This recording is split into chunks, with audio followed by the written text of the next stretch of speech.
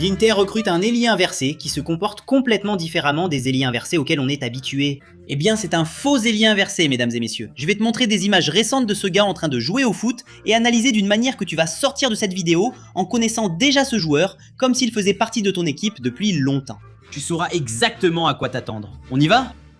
L'ailier inversé, comme vous savez tous, c'est le gars qui travaille ici sur le couloir droit, balle sur le point inversé là. Sauf qu'il est gaucher, il est pas droitier. Donc l'instinct naturel de ce joueur, c'est de rentrer vers l'axe, là où il a son bon pied, et d'aller dans ce couloir central, où c'est un peu plus encombré, il y a plus de défenseurs, les joueurs sont plus proches les uns des autres. Par exemple, dans un 4-4-2, quand l'équipe défend, là si tu fais attention, la majorité des joueurs restent dans le couloir central, tu vois. 60% de l'équipe est dans ce couloir central. Donc, quand le joueur a l'instinct de rentrer sur son bon pied en venant dans ce couloir, normalement c'est un gars très bon dans le jeu en passe courte, pour s'associer avec ses coéquipiers, faire des 1-2, donner des passes en une touche, tout le temps. Jusqu'à trouver une bonne opportunité et avoir une position privilégiée pour finir avec son bon pied, puisqu'il vient de l'extérieur vers l'intérieur. Nicolas, lui, Nicolas Eliasson, que je vais appeler comme ça, on a tous ici convenu que c'est pour faire semblant que je prononce bien. Il joue bien dans le couloir droit, oui. Il est gaucher, oui. Mais son instinct naturel est complètement différent. En regardant sa carte thermique, regarde comme il reste beaucoup ici, collé à la ligne de touche. Et il va jusqu'à la ligne de fond pour centrer avec son mauvais pied, avec le pied droit. Cette zone ici, qui théoriquement est la zone des 1-2, des petits dribbles, tu vois qu'il y va très peu, c'est vraiment de temps en temps. Quand il y a ce petit bleu, c'est très peu, le vert aussi c'est très peu, le jaune commence à être une présence un peu plus importante, et le rouge c'est là où il est tout le temps. Si je regarde cette carte thermique ici sur la droite, dans ma tête je suis sûr que ce gars est droitier. Il évite cette zone ici, très serrée, pleine de monde, avec des passes courtes et des petits dribbles, il évite ça. Ce comportement fait de lui beaucoup plus un passeur qu'un dribbleur qui va finir devant le but. Ses caractéristiques sont ici, regarde sur ce graphique radar. Ceux qui sont abonnés ici à Football Maximo connaissent déjà ce graphique, mais pour ceux qui ne le sont pas, je vais expliquer. Ce rouge ici représente la moyenne du championnat des joueurs qui jouent au même poste, ou à un poste très similaire à celui de Nicolas. Et le bleu, c'est lui, c'est Nicolas. Si tu fais bien attention, il y a une chose dans laquelle il se distingue beaucoup, c'est ici, regarde, les passes menant à un tir. Les passes avant tir. Regarde comme il est largement au-dessus de la moyenne du championnat des joueurs qui font des passes menant à un tir. Par rapport aux autres attaquants du même championnat, comparé à lui, tu vois. Et pour les occasions de but créées, c'est pareil. Il est considérablement au-dessus de la moyenne, comparé aux autres gars qui jouent au même poste que lui. Sans rentrer vers l'intérieur pour tirer, il reste toujours ici, regarde, très collé à la ligne de touche, vraiment beaucoup. Et c'est tout le reste de l'équipe qui va jouer ce rôle de se regrouper et de faire des passes courtes dans le couloir central si jamais l'action vaut la peine de faire ça. Regarde comment son coéquipier ici, tu vois, lui dit déjà « laisse-moi rester là », tu vois. Son coéquipier a déjà vu qu'il y a de l'espace là-bas et lui a dit « laisse-moi rester là et vas-y toi ». Regarde le geste qu'il fait avec la main, vas-y toi. Le ballon arrive au centre, pendant que Nicolas reste ici avec de l'espace, il utilise son mauvais pied pour tenter une passe qui crée une occasion dangereuse. Ce qui crée une occasion dangereuse. C'est curieux, on dirait que son bon pied c'est le droit, regarde. Il appelle déjà le ballon en bout de ligne, il le reçoit dans l'espace et centre à nouveau dangereusement. Son coéquipier a raté le contrôle et n'a pas très bien tiré non plus. Si tu regardes son mouvement sans ballon au début de cette action ici, regarde mec. Ce premier déplacement ici, tu vois, ça m'impressionne déjà un peu, regarde. Son coéquipier, le numéro 18, par là-bas sur le côté. Pendant que Nicolas aussi part sur le côté, normalement ces joueurs-là ils font un peu comme un X, tu vois. Pendant qu'un va sur le côté, l'autre vient dans l'axe. Pendant que l'autre vient dans l'axe, vient sur le côté. Et eux ils doivent toujours faire ce mouvement coordonné, tu vois. C'est la chose la plus naturelle du monde. Dans le cas de Nicolas ici, apparemment, l'action c'est comme ça, le couloir est totalement pour lui. Si l'autre joueur est allé sur le couloir latéral, mec, à un moment ils sont même alignés, dans le même couloir, 3 joueurs, tu vois. C'est vraiment fou. Plus loin dans l'action, tu vois que même quand il menace de dessiner le triangle, regarde Nicolas qui va coller à la ligne latérale, tu vois. Il ne descend pas ici en bas, vers le centre. Son coéquipier qui observe, son coéquipier qui sait. Non, c'est moi qui vais dans le couloir central. Cet espace-là, encombré, n'appartient pas à Nicolas. Et puis il avance, il vient resserrer. Nicolas est presque hors du terrain ici, mec. Il reste très excentré, regarde.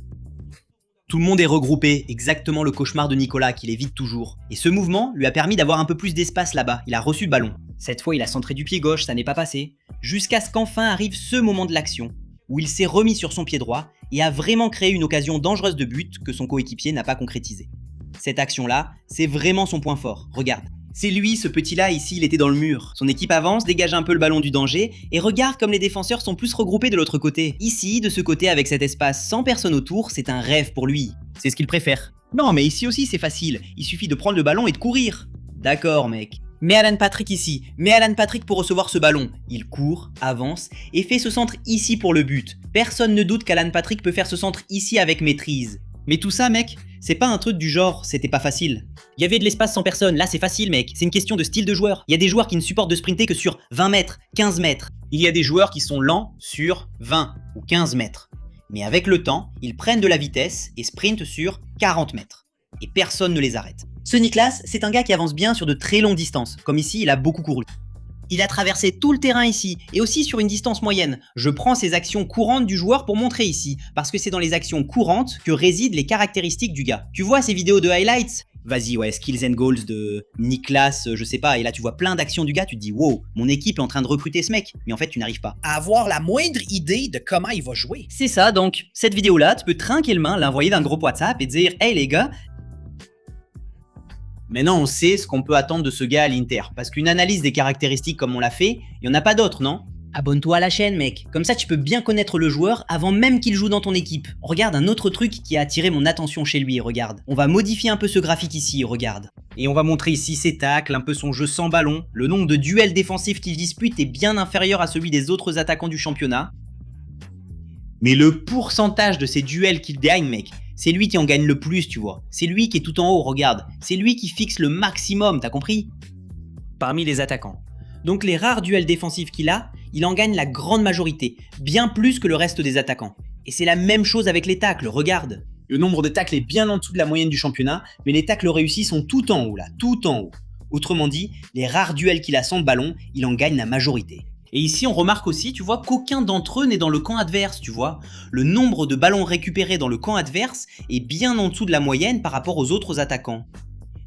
Et pour les récupérations sur des ballons qui traînent, il est aussi bien au-dessus de la moyenne par rapport aux autres attaquants. Qu'est-ce que je pense que ça veut dire? C'est un gars qui se positionne bien et c'est un ailier qui a vraiment un comportement de latéral. Il revient beaucoup, il suit le latéral jusque là derrière, tu vois. Il a de l'énergie pour aller et revenir sur le terrain tout le temps et profiter de cet espace et de ces longues foulées. On va jeter un œil? Cette action ici est intéressante, regarde. C'est ce petit gars-là, et fais attention, hein. Quand le ballon part pour le centre là-bas, c'est à peu près la situation dans laquelle ce numéro 11 adverse se trouve. C'est la situation dans laquelle il se retrouve plusieurs fois, tu vois. Donc il a, en quelque sorte, la lecture, la perception que le gars a ou devrait avoir. Alors quand le ballon passe de l'autre côté, regarde bien comment il regarde déjà le couloir opposé. Regarde là-bas. Il a déjà jeté un coup d'œil par là. Il a déjà repéré cette zone du terrain. Et comme il est le gars qui attaque bien par la droite, il connaît la situation de ce numéro 11. Et il arrive à bien anticiper, il lit l'action et intercepte la passe. Et plus qu'intercepter, ça c'est quelque chose que peu de gens remarquent et peu de gens comprennent à quel point c'est précieux. Mon frère, il détruit l'action de l'adversaire et en même temps, dans le même geste, il construit une contre-attaque pour son équipe. Regarde juste la contre-attaque qu'il lance en une seule touche. Là, son coéquipier ici a fait une erreur, tu vois. Il a contrôlé le ballon avec les fesses et l'a laissé derrière. Mais son analyse ici, regarde. Il a observé là-bas, il a scanné le terrain. Et boum, il a détruit tout en construisant. Franchement, là, il a vraiment assuré. Et encore une fois, en considérant que c'est une action courante, que c'est un comportement habituel chez lui. Ce n'est pas une vidéo de highlights. Mais ici, ça aussi a attiré mon attention, regarde. Ici, il a un comportement un peu contre-intuitif, non? Parce qu'il laisse de l'espace pour que le gars avance. Regarde la trajectoire qu'il prend en courant.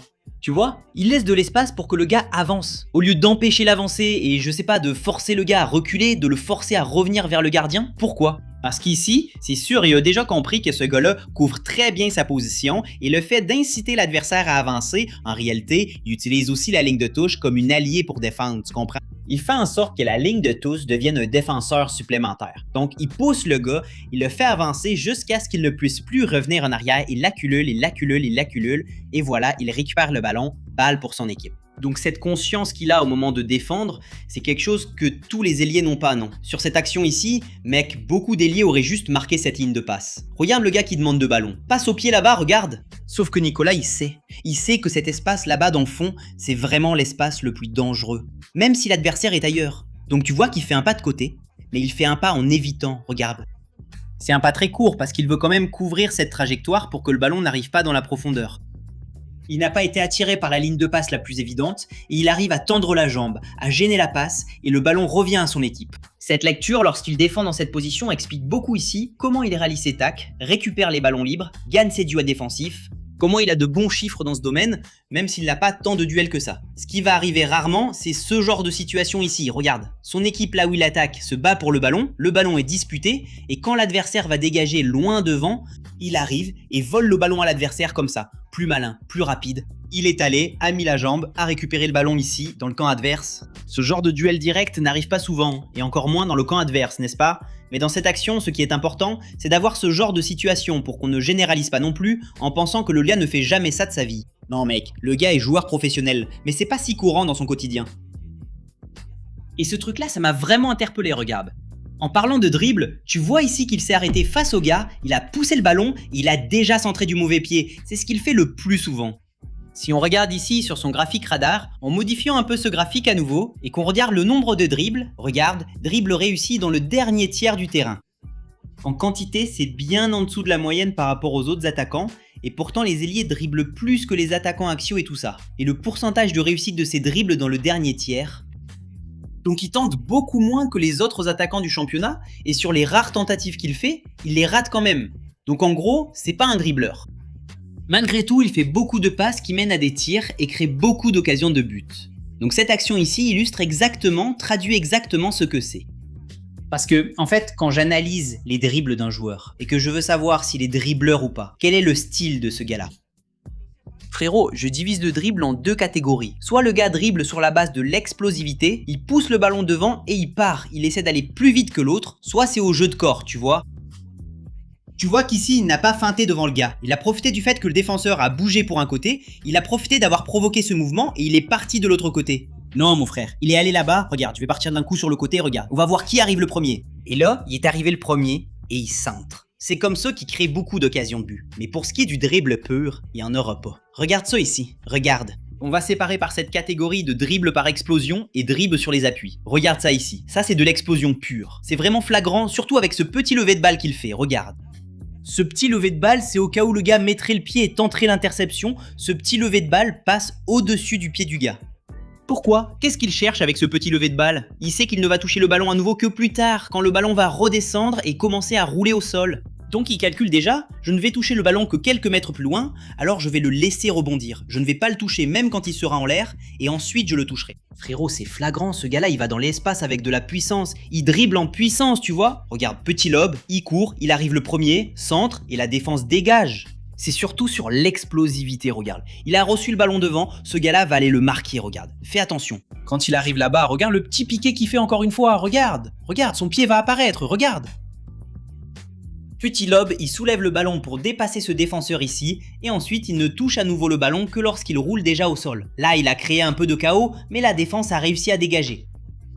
Mais c'est la même chose, le même raisonnement. Petit lob, pour aller chercher le ballon ensuite, en misant sur l'explosivité, il a créé du chaos, mais ce n'était pas suffisant pour créer une occasion de but. S'il essaie juste sur des feintes de corps en faisant des feintes de côté, en changeant de direction, là il ne trompe personne, non. Regarde, il reçoit devant, et il se retrouve en 1 contre 1, il va vraiment pour le duel. Les feintes de corps, elles sont où? Où est le déhanché? Regarde, il est parti par ici, il a trompé personne, il a juste rendu le ballon. Tu vois, c'est vraiment ça. Et alors, quand il y a un peu de feinte de corps et un peu d'explosivité, regarde ça. Ça, c'est la taille et l'explosivité en même temps, regarde. Il arrive, il fait une feinte, il laisse passer le ballon entre ses jambes. Et qu'est-ce qui se passe? Là, il n'y a presque pas de danger, tu comprends? Quand il mélange feinte de corps et explosivité, là, tout peut arriver. Il fait même partie des attaquants qui subissent le moins de fautes par rapport aux autres du championnat où il joue. Et les plus attentifs ont aussi remarqué que le nombre de tirs qu'il tente est bien en dessous de la moyenne.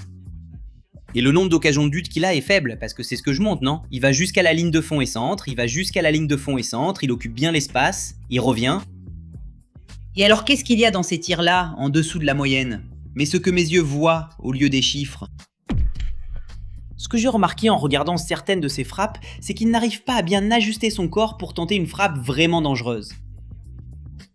Par exemple ici, il contrôle le ballon et il est un peu serré, il n'arrive pas à mettre le ballon à une distance parfaite pour finir, regarde.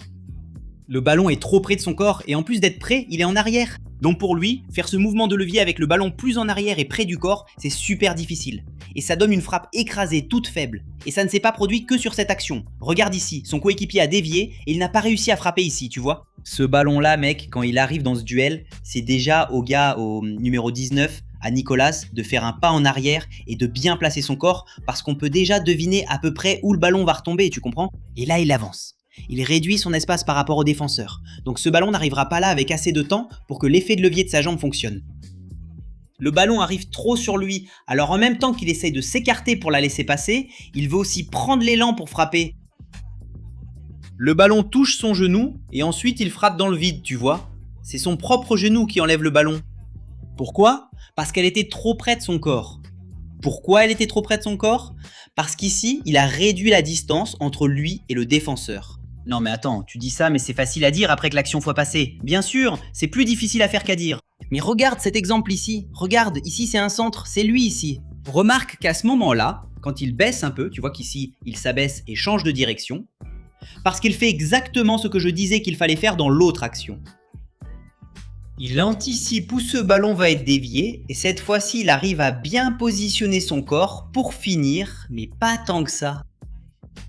Il a mal frappé le ballon, une finition super difficile. Il a vraiment mal frappé et ça allait directement dans les mains du gardien. Mais tu comprends que là, on peut anticiper, regarde. Le gars va dévier, ça va venir à peu près par ici. Laisse-moi me placer à peu près ici. Regarde, ça dit vraiment, je vais y aller. Je l'ai mal pris. Tu vois? Maintenant, oui. Tu peux voir plein de vidéos de lui sur internet, skills et buts, je ne sais quoi. Mais si tu regardes cette action ici, où il élimine au corps, regarde, il a fait un passement de jambe, il a éliminé le gars au corps, il a bien placé son corps. Et il a bien fini, fort, dans le but. Tu sais que c'était une bonne action de sa part, c'est pas très courant qu'il fasse ça. À cause d'une analyse de ses comportements, pas une vidéo de ses meilleurs moments. Et je peux te dire, vu ses caractéristiques, je vais vraiment faire attention à son évolution à l'Inter, parce qu'il semble être un joueur important pour mon équipe dans notre fantasy game. Oui, on construit le fantasy game avec la communauté de Football Maximo. Si tu veux découvrir, il suffit de cliquer sur cette vidéo ici. Merci, à bientôt.